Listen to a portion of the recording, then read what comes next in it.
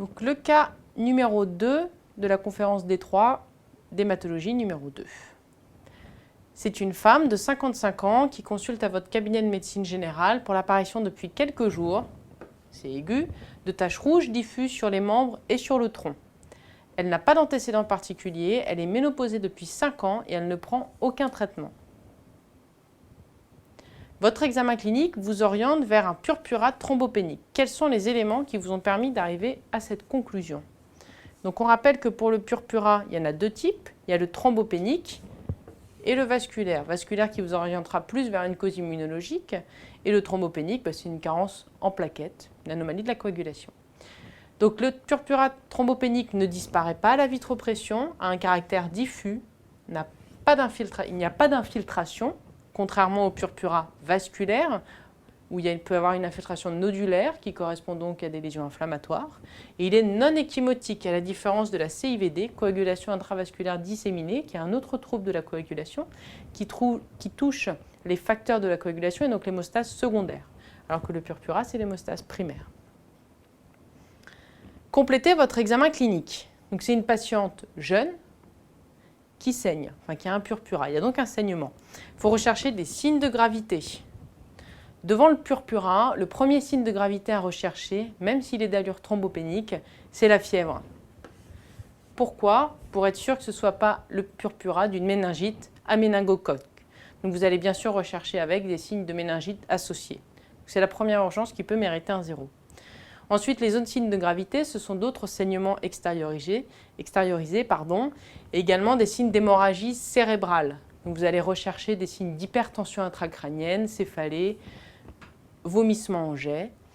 Est-ce qu'il y a également une baisse d'acuité visuelle? Il faudra faire un fond d'œil pour voir s'il n'y a pas une hémorragie rétinienne ou bien des signes d'œdème au fond d'œil qui sont en faveur d'une HTIC. Est-ce qu'il y a des bulles hémorragiques endobuccales? C'est un signe de gravité du purpurat. Est-ce qu'il y a des signes de déglobulisation, également de gravité? Ensuite, après avoir évalué la gravité, vous allez faire un bilan étiologique.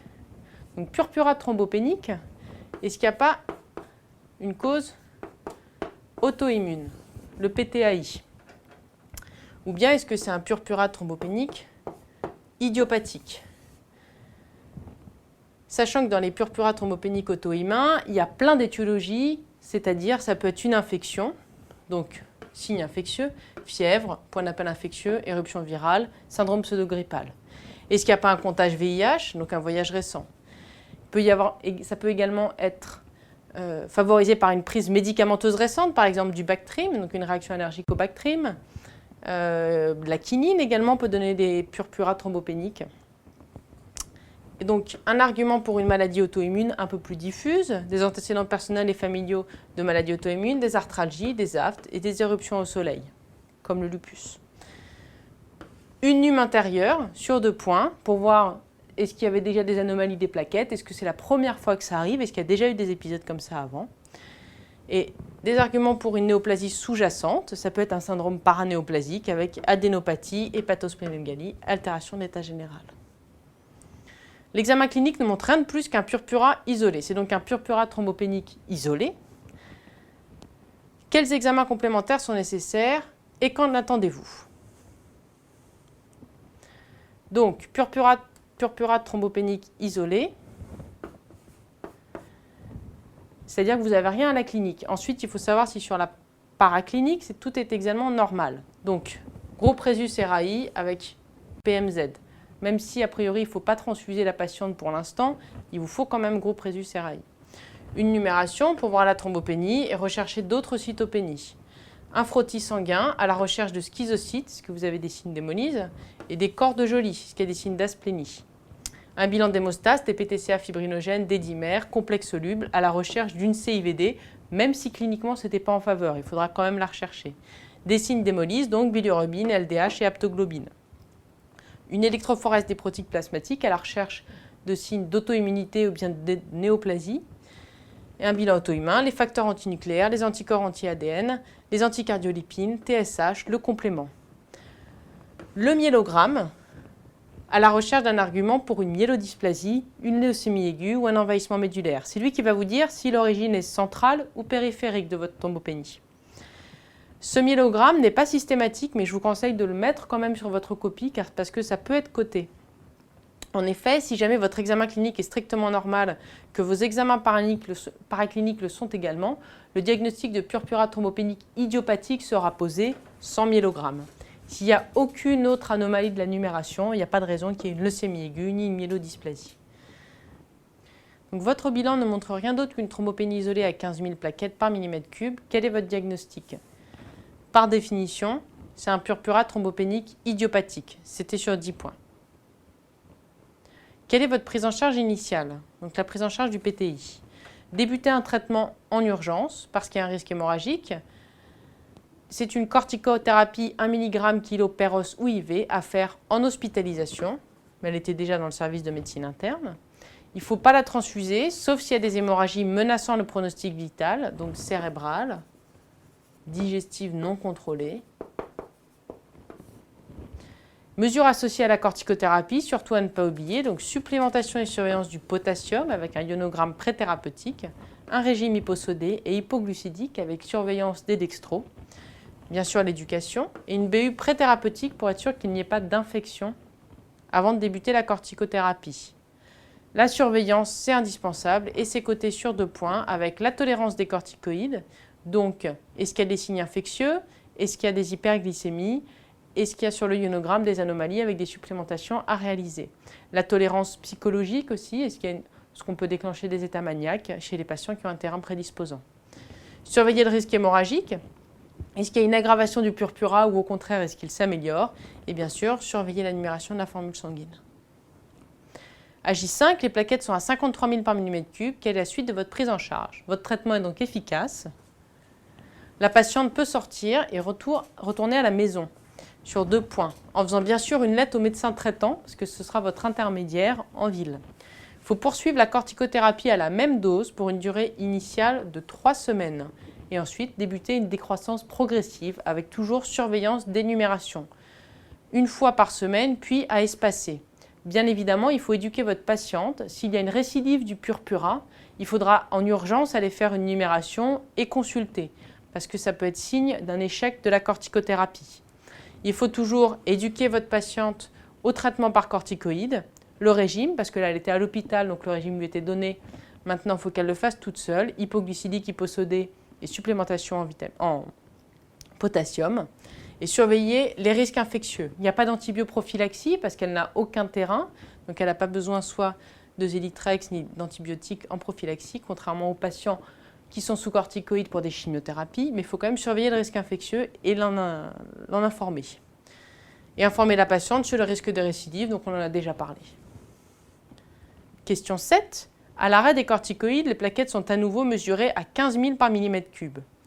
Vous reprenez les corticoïdes, c'est ce qu'il faut faire, mais sans succès. Quels autres traitements médicaux sont à votre disposition? On a bien dit médicamenteux. Donc vous avez les immunoglobulines intraveineuses ou IGIV, le rituximab ou Mabtera, c'est l'anti-CD20, les analogues de la thrombopoïétine ou TPO, donc qui vont stimuler la fabrication des plaquettes, romiplostime, la vincristine, qui est une chimiothérapie, ou le danatrol, qui est une hormonothérapie. J'ai coté IGIV, rituximab et vincristine, mais ça aurait pu être romiplostine, bien que la romiplostine, dans les recommandations, ne soit donnée qu'après la splénectomie parce qu'elle est très chère. Mais en pratique médicale courante, ça arrive qu'on donne la romiplostine avant la splénectomie, pour une raison qu'on développera tout à l'heure.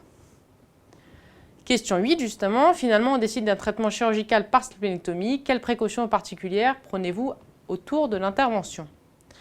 La première des précautions à prendre, c'est de s'assurer que c'est bien un PTI chronique. On ne splénectomise que les PTI chroniques. L'évolution chronique, donc 6 mois à 1 an. Si vous n'êtes qu'à 2 mois de l'échec de la corticothérapie, il faudra tenir jusqu'à 6 mois avec le rituximab, avec les analogues de la thrombopoïétine ou la vincristine pour pouvoir faire une splénectomie et surtout pour vous assurer que le PTI est chronique parce qu'avant il peut guérir. Donc le caractère chronique sur 3 points. Ensuite, vous allez faire une splénectomie. Donc, bien sûr, il faudra vacciner votre patiente. sur 4 points. C'était la vaccination. Donc contre quoi? Pneumocoque avec Pneumo 23, un rappel à effectuer à 5 ans. Contre l'hémophilus influenzae avec Actib, un rappel à effectuer à 10 ans. Si c'est un adulte jeune, donc peut-être un peu plus jeune que là, vers les 20 ans, il faudra vacciner contre le méningocoque. La vaccination antigrippale à réaliser également tous les ans est discutée. Il faut vacciner 15 jours avant la splénectomie. Si la splénectomie est réalisée dans l'urgence pour un saignement massif, eh bien dans ce cas-là, il faut vacciner dans les 30 jours après la splénectomie. En plus de la vaccination, il y a bien sûr une prophylaxie antibiotique à réaliser. Préopératoire par céphazoline, post-opératoire, amoxicilline ou bien érythromycine s'il y a une allergie. Et après, paroraciline, c'est-à-dire pénivé, ou bien érythromycine si allergie, à prendre tous les jours.